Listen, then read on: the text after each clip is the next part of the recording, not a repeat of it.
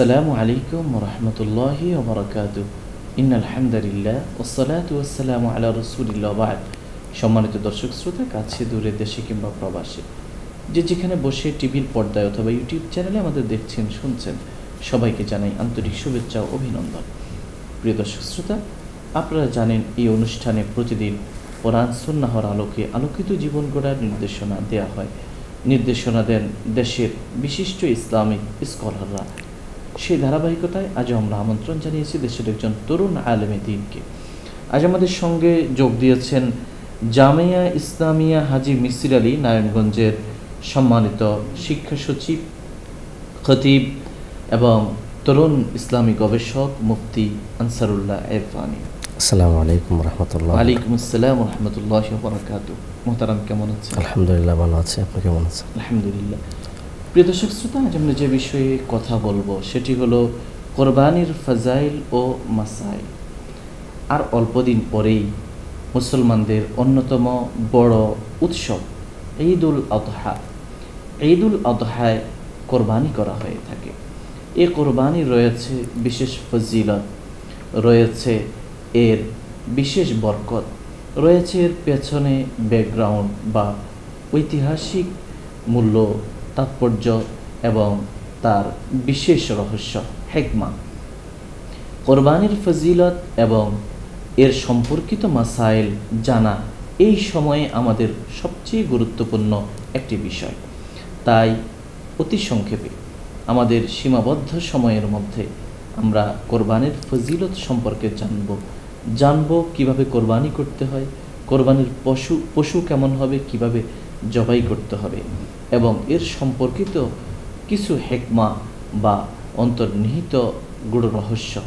আসুন আর দেরি না করে আমরা আমাদের সম্মানিত অতিথির কাছ থেকে এ বিষয়ে জানব ইনশাআল্লাহ। নাহমাদুহু ওয়া নুসাল্লি আলা রাসূলিহিল কারীম, আম্মা বা'দ।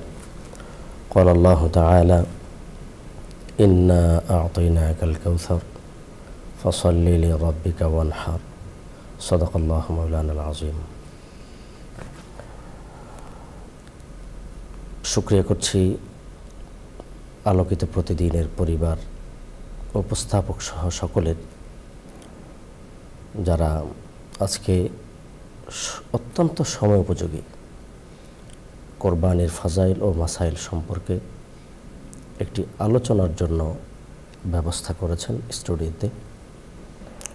মোহতারাম হাজিরিন, বছর ঘুরে আবার আমাদের সামনে উপস্থিত হলো শাহরে হারাম অর্থাৎ জিলহজ মাস। জিলহজ মাসে মুসলমানদের যে সকল গুরুত্বপূর্ণ ইবাদত রয়েছে তন্মধ্যে অন্যতম একটি ইবাদত হলো কোরবানি। কোরবানি এটি শব্দটি ফার্সি, তার আরবি শব্দ কোরবান অর্থাৎ নৈকট্য অর্জন করা। তার অর্থ হলো বান্দা তার প্রিয় বস্তুকে উৎসর্গের মাধ্যমে, স্যাক্রিফাইসের মাধ্যমে, কোরবানি করার মাধ্যমে মহান আল্লাহ রব্বুল ইজ্জতের নৈকট্য অর্জন করে। কোরবানির সূচনা আদিমানব হজরত আদম আলাইহিসসালাতু ওয়াসসালামের সন্তানদ্বয় হাবিল এবং কাবিলের কোরবানির কাহিনীর মাধ্যমে হয়েছে এবং তার পূর্ণতা লাভ হয়েছে মুসলিম জাতির পিতা হজরত ইব্রাহিম আলাইহিসসালাতু ওয়াসসালাম এবং তার সন্তান হজরত ইসমাইল আলাইহিসসালাতু ওয়াসসালামের আত্ম উৎসর্গের মাধ্যমে। পবিত্র কোরআনে আল্লাহ পাক যেমনটি ইরশাদ করছেন, ফালাম্মা আসলামা ওয়াতাল্লাহু লিল জাবিন। তারা উভয়জন অর্থাৎ বাপ এবং বেটা যখন আল্লাহ পাক রব্বুল আলামিনের কাছে আত্ম উৎসর্গ করলেন, বাবা তার প্রিয় সন্তানকে এবং সন্তান তার নিজের নফস এবং আত্মাকে আল্লাহর জন্য, এবং আল্লাহ পাক রব্বুল আলামিন এটিকে অত্যন্ত বালাউল মুবিন, মানে এটি বড় মহাপরীক্ষা হিসাবে আল্লাহ পাক এটিকে বর্ণনা করেছেন। সম্মানিত হাজিরিন, কোরবানি কেবলমাত্র একটি ধর্মীয় আচার অনুষ্ঠানের নামই নয়, বরং একজন মুমিন বান্দার ঈমানের একটি বহিঃপ্রকাশ হলো কোরবানি। এই কোরবানির মাধ্যমে একজন ঈমানদার এই কথাটাই প্রমাণ করবে যা তার জীবনের সকল বস্তু, সন্তান, সম্পদ সব কিছুই আল্লাহর জন্য নিবেদিত। কোরআনে সূরা আরাফে আল্লাহ পাক যেভাবে নির্দেশ দিয়েছেন, কুল ইন্না সালাতি ওয়া নুসুকি ওয়া মাহইয়ায়া ওয়া মামাতি লিল্লাহি রাব্বিল আলামিন। হে নবী, আপনি বলুন, ইন্না সালাতি, নিশ্চয় আমার নামাজ, ওয়া নুসুকি, আমার কোরবানি, ওয়া মাহইয়ায়া ওয়া মামাতি, আমার জীবন এবং মরণ মহান আল্লাহ রাব্বুল আলামিনের জন্য। এবং এই কোরবানি এটি প্রতি বছর আমাদেরকে প্রতি জিলহজ মাসের 10 তারিখ এসে আমাদেরকে স্মরণ করিয়ে দেয় ইব্রাহিম এবং ইসমাইল আলাইহিসসালাতু ওয়াসসালাম উভয়ের এই স্যাক্রিফাইসকে, তাদের এই আত্মোৎসর্গকে এবং আল্লাহর জন্য নিজের প্রিয় বস্তুকে উৎসর্গ করাকে। কারণ আল্লাহ পাক রব্বুল আলামিন অন্য জায়গায় ইরশাদ করেছেন, লান তানালুল বিররা হাত্তা তুনফিকু মিম্মা তুহিব্বুন, যতক্ষণ পর্যন্ত তোমরা তোমাদের প্রিয় বস্তুকে আল্লাহর রাস্তায় ব্যয় না করবে ততক্ষণ পর্যন্ত তোমরা কল্যাণ পাবে না, সওয়াব পাবে না, আল্লাহর নৈকট্য অর্জন করতে পারবে না। সম্মানিত হাজিরিন, এই কোরবানির রয়েছে অনেক ফজিলত এবং গুরুত্ব। রাসূল করিম সাল্লাল্লাহু আলাইহি সাল্লামের হাদিস যখন আমরা গবেষণা করি, পড়ি, বিভিন্ন হাদিসে আল্লাহ রাসূল সাল্লাল্লাহু আলাইহি সাল্লাম তার উম্মতকে কোরবানির ফজিলতের প্রতি উদ্বুদ্ধ করেছেন, কোরবানি করার প্রতি উৎসাহিত করেছেন। হযরত যায়েদ ইবনে আরকাম রাদিয়াল্লাহু আনহু ইরশাদ করেন, সাহাবা ইকরাম যখন কোরবানি দেখল, আল্লাহ রাসূল সাল্লাল্লাহু আলাইহি সাল্লামকে জিজ্ঞেস করলেন, মা হাদিহিল আদাহি ইয়া রাসূলুল্লাহ, হে আল্লাহ রসুল, এই কোরবানি এটি কী জিনিস? রাসূলুল্লাহ সাল্লাল্লাহু আলাইহি সাল্লাম উত্তর করলেন, সুন্নাত আবিকুম ইব্রাহিম, এটি হলো তোমাদের মুসলিম জাতির পিতা ইব্রাহিম আলাইহিসসালাতু ওয়াসসালামের একটি রীতি, একটি প্রচলন, একটি সুন্নাত। অতঃপর সাহাবা ইকরাম আবার জিজ্ঞেস করলেন, মা লানা ফিহা ইয়া রাসূলুল্লাহ, এতে আমাদের জন্য কি রয়েছে? আমরা কোরবানি করলে আমাদের কি লাভ হবে? আল্লাহ রসুল সাল্লাল্লাহু আলাইহি সাল্লাম বললেন, বিকুল্লি শাআরাতিন হাসানা, যেই কোরবানি, যে পশুটি কোরবানি করবে ওই পশুর প্রতিটি পশমের বিনিময়ে একটি করে নেক তার আমল নামায় দান করা হবে। সুবহানাল্লাহ। সাহাবা ইকরাম আশ্চর্যান্বিত হলেন। আরবে ভেড়ার সংখ্যা বেশি, ভেড়ার মধ্যে পশমও বেশি। তখন বললেন, ফাসসুফি ইয়া রাসূলুল্লাহ, তাহলে ভেড়ার মধ্যে তো পশম বেশি, তাহলে সেই পরিমাণকে সওয়াব দেওয়া হবে? আল্লাহ রাসূল সাল্লাল্লাহু আলাইহি সাল্লাম বললেন, বিকুল্লি শাআরাতিন মিনাস সুফি হাসানা, ভেড়া হলেও তার প্রতিটি পশমের বিনিময়ে একটি করে নেক আমল নামায় দান করা হবে। এবং আমরা দেখি হযরত আয়েশা সিদ্দিকা রাদিয়াল্লাহু আনহা বর্ণনা করেছেন, রাসূল করিম সাল্লাল্লাহু আলাইহি ওয়াসাল্লাম ইরশাদ করলেন, মা আমিলা আদামিয়্যুন মিন আমালিন ইয়াওমান নাহর আহাব্বা ইলাল্লাহি মিন ইহরাকিদ দাম ইন্নাহু লা ইয়াতি ইয়াওমাল কিয়ামাতি বিকুরুনিহা ওয়া আশআরিহা ওয়া আজলাফিহা ওয়া ইন্নাদ দামা লা ইয়াকাউ মিনাল্লাহি বিমাকানিন ক্বাবলা আন ইয়াকা মিনাল আরদি ফাতিবু বিহা নাফসা। আল্লাহ রাসূল বলেন, জিলহজ মাসের 10 তারিখ বা কোরবানির দিনে বনি আদম সন্তান যত নেকের কাজই করুক না কেন, তন্মধ্যে সবচাইতে আল্লাহ পাকের কাছে প্রিয় কাজ হলো ইহরাকুদ দাম, রক্ত প্রবাহিত অর্থাৎ কোরবানি করা।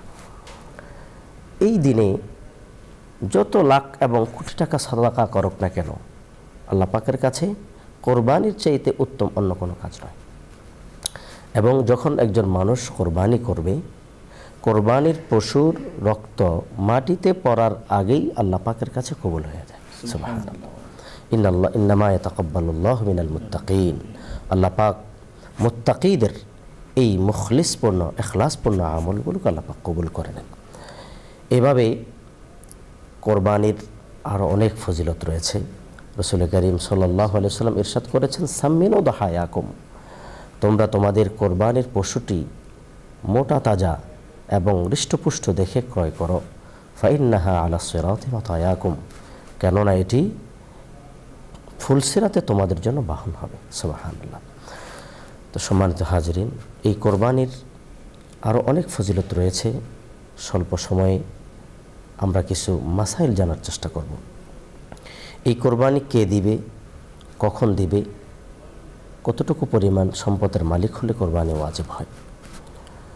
কোরবানি প্রাপ্তবয়স্ক সুস্থ মস্তিষ্ক সম্পন্ন নারী এবং পুরুষ যখন জিলহজ মাসের 10 তারিখ ফজর থেকে নিয়ে 12 তারিখ সূর্যাস্ত পর্যন্ত নেসাব সমপরিমাণ মালের মালিক হবে, নিজের প্রয়োজনের অতিরিক্ত। নেসাব সংক্ষেপে আমরা জাকাতের যে নেসাব বলা হয়, স্বর্ণ বা রূপার ক্ষেত্রে, স্বর্ণের ক্ষেত্রে 7.5 তোলা, রূপার ক্ষেত্রে 52.5 ভরি বা তোলা। বর্তমান এই মাসের রূপার হিসাব যদি আমরা ধরি, 18 ক্যারেট যেই রূপা, এটার মূল্য দাঁড়ায় 90,635 টাকা। সর্বোপরি কোনো ব্যক্তির কাছে যদি এই 3 দিন 10, 11 এবং 12 এই 3 দিনে 90,635 টাকা তার সকল প্রয়োজনের অতিরিক্ত থাকে, অথবা এই সমপরিমাণ ব্যবসার মাল থাকে, তাহলে ওই ব্যক্তির উপরে কোরবানি ওয়াজিব হবে। এবং জাকাত এবং কোরবানির মধ্যে পার্থক্য বিশেষ করে এটি যে জাকাতের ক্ষেত্রে কারো কাছে যদি চাষবাসের জমি থাকে, এটা জাকাতের হিসাবে আসে না, কিন্তু কোরবানির ক্ষেত্রে এটি হিসাবে আসবে। এবং কারো কাছে একের অধিক গাড়ি থাকলো, একের অধিক বাড়ি থাকলো, বা অন্যান্য কোনো ডিভাইস থাকলো, তাহলে যেটা তার প্রয়োজনে, এই প্রয়োজন বাদ দিয়ে আবার বা অতিরিক্ত যে গাড়ি বা বাড়ি আছে, এগুলো হিসাব করে কিন্তু তাকে কোরবানি করতে হবে।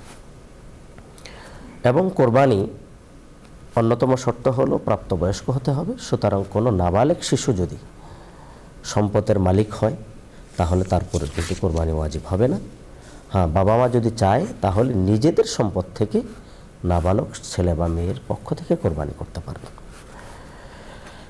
এবং কোরবানির সময়ে তো আমরা বললাম জিলহজ মাসের 10, 11 এবং 12 এই 3 দিনের যে কোনো সময়, সে 10 তারিখে কেউ মালিক হলো না, 11 তারিখ হলো অথবা 12 তারিখ হলো, তাকে অবশ্যই কোরবানি করতে হবে। এবং কোরবানির বিধানটা কিন্তু কোরআনের সরাসরি নির্দেশ, ফাসল্লি লিরাব্বিকা ওয়ানহার, আগে নামাজ পড়ুন বা নামাজ পড়ুন আপনার প্রভুর জন্য, ওয়ানহার এবং কোরবানি করুন। এই জন্য ফুকাহে কেরাম, ইসলামী আইনজ্ঞরা বলেন যে কোরবানির বিধানটি হলো ওয়াজিব। যদিও বা হাদিস থেকে সুন্নাত আবিকুম বা কেউ কেউ এটিকে সুন্নাহ শব্দ দিয়ে সুন্নত বলতে চায় বা সুন্নতে মুআক্কাদা বলতে চায়, আসলে ফুকাহে কেরামের ঐক্যমত হলো কোরবানির বিধানটি হলো ওয়াজিব। কারণ হলো রাসূল করিম সাল্লাল্লাহু আলাইহি ওয়াসাল্লাম কোরবানির ক্ষেত্রে আল্লাহ রসুল বলেন, মান ওয়াজাদা সাআতান লিআন ইউদহিয়া ফালাম ইউদহি ফালা ইয়াকরবান্না মুসাল্লানা। আমার যে উম্মত এই কোরবানির দিনগুলোতে সে কোরবানি করার মতো সামর্থ্যবান হয়েছে কিন্তু কোরবানি করেনি, সে যেন ঈদগাহে না আসে। তাহলে ঈদগাহে না আসার মতো যে ধমক দিল, এটি কিন্তু কোনো সুন্নাহ বা নফল কাজের জন্য এরকম ধমক দেয়া হয় না। তাহলে বোঝা যায় কোরবানির বিধানটি হলো ওয়াজিব, করতে হবে। সম্মানিত হাজিরিন, আমরা কোন ধরনের পশু দিয়ে কোরবানি করব? কোরবানির ক্ষেত্রে প্রায় 5 ধরনের পশু আমাদের দেশে, বা যেগুলো গৃহপালিত পশু, বিশেষ করে গরু, মহিষ, উট, ছাগল, বাড়া এবং দুম্বা, 6টি। তো এই 6 ধরনের প্রাণী দিয়েই কোরবানি করতে হবে। সুতরাং আমাদের গ্রামে গঞ্জে একটা কথা প্রচলন আছে, মোরগ দিয়ে কোরবানি বা এই সকল শব্দ ইউজ করা, এটা ইসলামী শরীয়তের সাথে উপহাস করা। এই 6 প্রকারের প্রাণী ব্যতীত অন্য কোনো প্রাণী দিয়ে কোরবানি করলে সেটি শুদ্ধ হবে না। কোরবানির পশুর বয়স আমরা কিভাবে বা কি হবে? উট দিয়ে কোরবানি করতে হলে তার বয়স হতে হবে কমপক্ষে 5 বছর, গরু এবং মহিষের বয়স কমপক্ষে 2 বছর, এবং ভেড়া, ছাগল ও দুম্বার বয়স 1 বছর।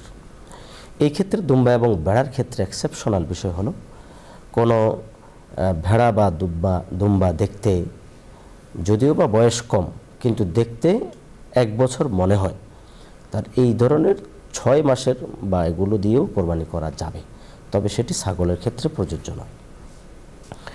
এবং কোরবানির ক্ষেত্রে আমরা যাদের সামর্থ্য আছে তারা একজনে একটি পশু দিয়ে কোরবানি করবে, কিন্তু যদি অধিকাংশ মানুষ অসহায়, একজনের দ্বারা একটি পশু দিয়ে কোরবানি করা সম্ভব হয় না, গরু বা মহিষ বা ইত্যাদির ক্ষেত্রে, তাহলে যদি তারা পার্টনারশিপ বা শরিক নিতে চায়, তাহলে সেই ক্ষেত্রে ইসলাম বলে যে উট, গরু এবং মহিষের ক্ষেত্রে এক এক প্রাণীর মধ্যে কমপক্ষে 7 জন শরিক নেওয়া যাবে, 7 জন অংশীদার নেওয়া যাবে।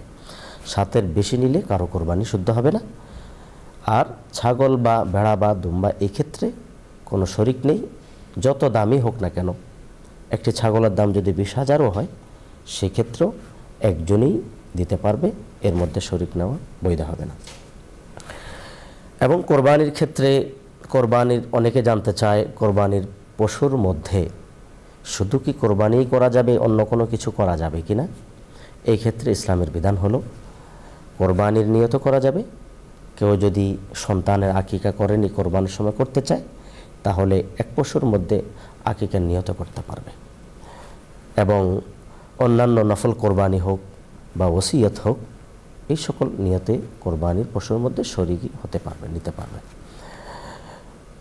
কোরবানির ক্ষেত্রে প্রথমত যার উপরে কোরবানি হয়েছে, যৌথ ফ্যামিলিগুলো, এই ক্ষেত্রে আমাদের সমাজে একটি প্রচলন আছে ভুল, যে যখন যৌথ ফ্যামিলি হয় তখন 3-4 ভাই সবাই মিলে এক নামে কোরবানি দেয়, বাবার নামে দেয় অথবা মায়ের নামে দেয় ইত্যাদি।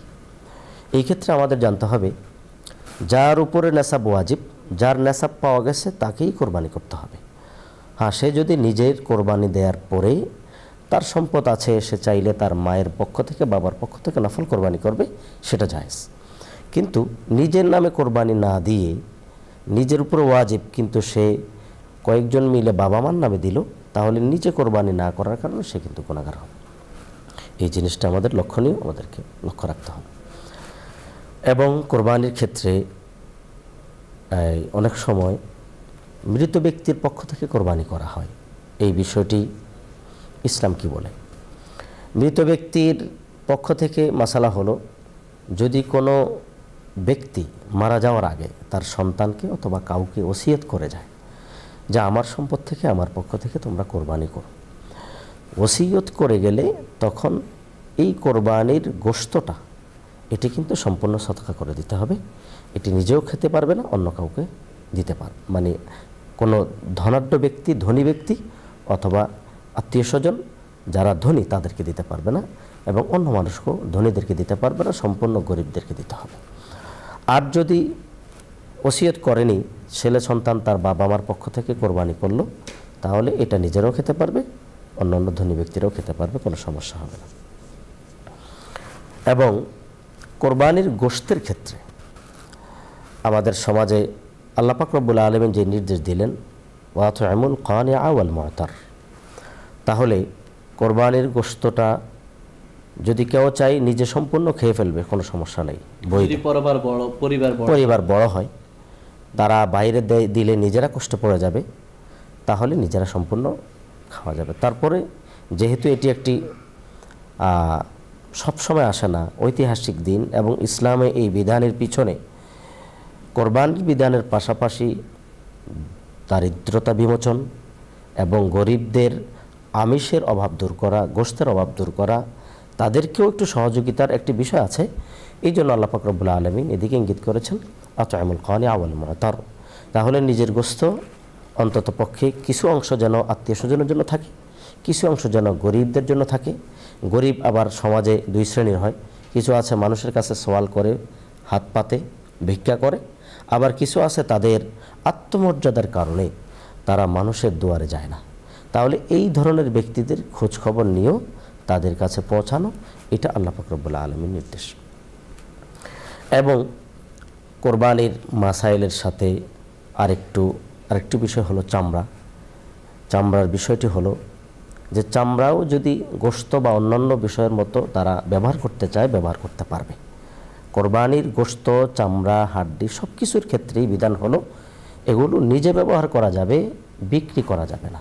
যদি কেউ বিক্রি করলো, গোশত হোক বা হাড্ডি হোক বা চর্বি হোক অথবা চামড়া হোক, তাহলে তার সম্পূর্ণ টাকাটা সদকা করে দিতে হবে। এগুলো কোনো ধনীকেও দেওয়া যাবে না এবং নিজেরও ব্যবহার করতে পারবে না। সম্মানিত হাজিরিন, গুরুত্বপূর্ণ এই সকল বিষয়গুলো কোরবান সংশ্লিষ্ট, এগুলো আমাদের জানা থাকা দরকার।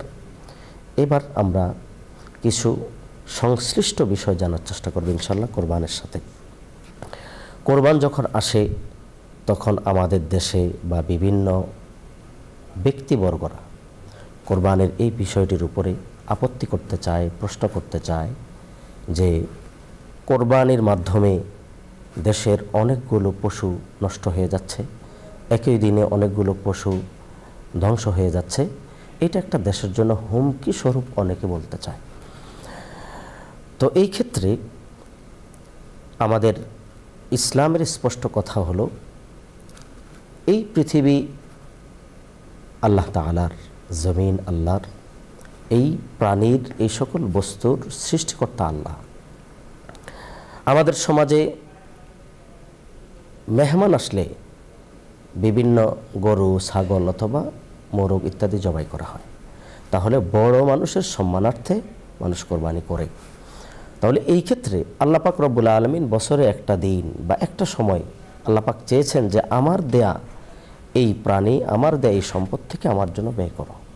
তাহলে এই আল্লাহ পাক রব্বুল আলামিনের নিজের সৃষ্টি থেকে তার জন্য ব্যয় করাটা, আল্লাহ তো মহা, আমরা যদি মেহমানের জন্য ব্যয় করতে পারি তাহলে আল্লাহর জন্য এটা আমাদের এই ধরনের প্রশ্ন আসার কথা না।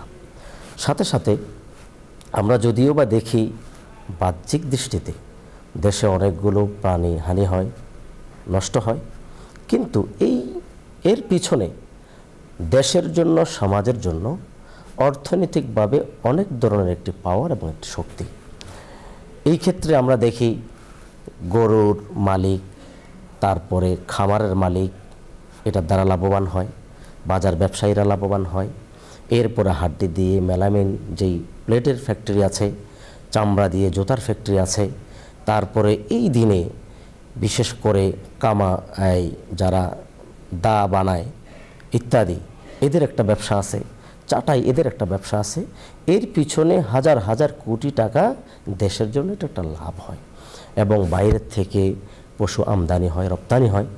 তো এই জন্য যদিও বা দেখা যাচ্ছে প্রাণী নাশ, কিন্তু এর পিছনে অর্থনৈতিক বহু বড় একটি বেনিফিট লুকিয়ে আছে।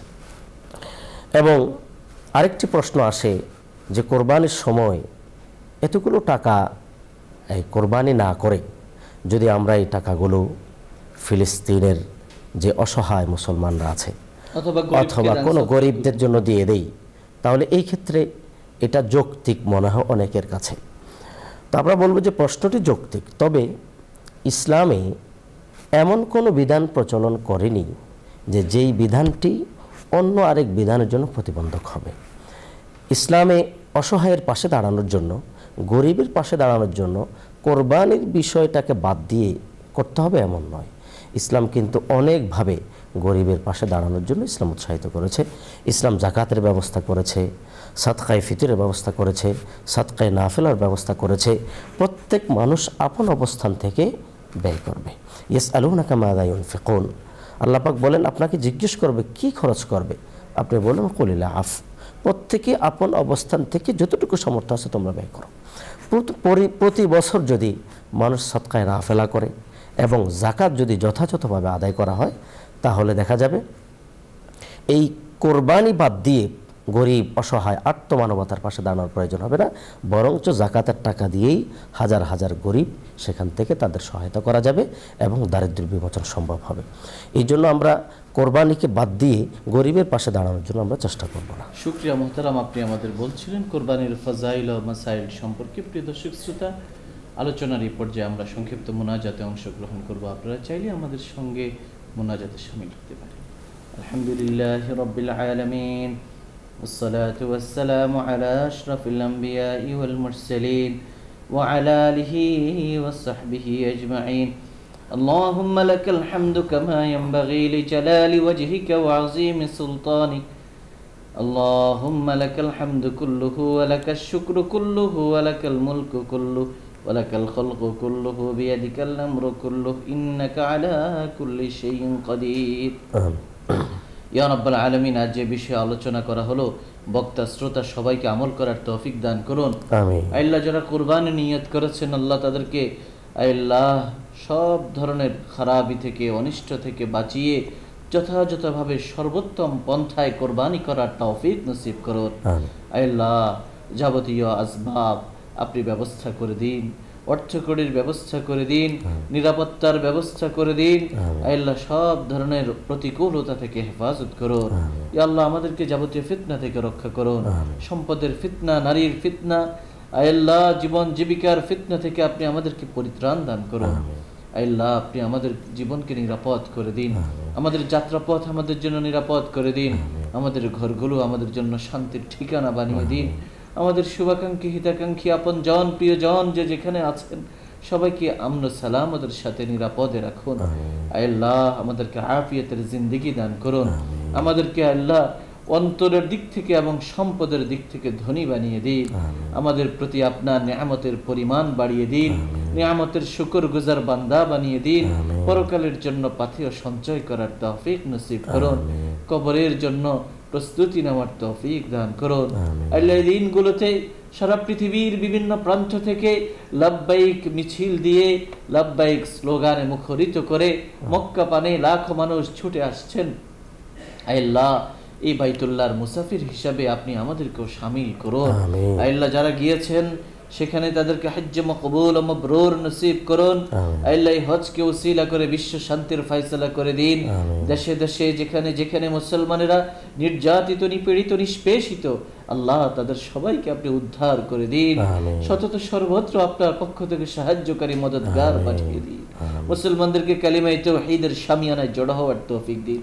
যে দেশের আলো বাতাসে আমাদের বেড়ে ওঠা এই সোনার বাংলাদেশকে আপনি আল্লাহ সব ধরনের অকল্যাণ থেকে হেফাজত করুন। এই দেশের জন্য কল্যাণের ফয়সালা করুন। ইয়া রাব্বাল আলামিন আপনি আমাদেরকে ক্ষমা করে দিন, আমাদের উপর অনুগ্রহ করুন। ইয়া রাব্বাল আলামিন এই অনুষ্ঠানের মাধ্যমে দ্বীনের যে খেদমাত হচ্ছে এর পেছনে যারা আছেন আল্লাহ তাদেরকে সুস্থতার নিয়ামত দান করুন, হেদায়েতের উপর পরিচালিত করুন, ব্যবসা বাণিজ্য বারাকা নসিব করুন। আল্লাহ রিজিকের প্রশস্ত দরজাগুলো খুলে দিন। আল্লাহ সমস্ত জটিলতা থেকে কেটে ওঠার, সমস্ত সংকট থেকে উত্তরণের পথ আপনি দেখিয়ে দিন। আমাদের সমস্ত দোয়াগুলোকে আপনি কবুল করে নিন। সুবহানা রাব্বিকা রাব্বিল ইজ্জাতি আম্মা ইয়াসিফুন ওয়া সালামুন আলাল মুরসালিন আলহামদুলিল্লাহ। প্রিয় দর্শক শ্রোতা, এতক্ষণ ধরে অত্যন্ত ধৈর্য সহ আপনারা শুনছিলেন আপনাদের প্রিয় অনুষ্ঠান আলোকিত প্রতিদিন। পুরো সময় আমাদের সঙ্গে থাকবার জন্য ধন্যবাদ। ওমা আলাইনা ইল্লাল বালাগ। আসসালামু আলাইকুম রাহমাতুল্লাহি ওয়া বারাকাতুহু।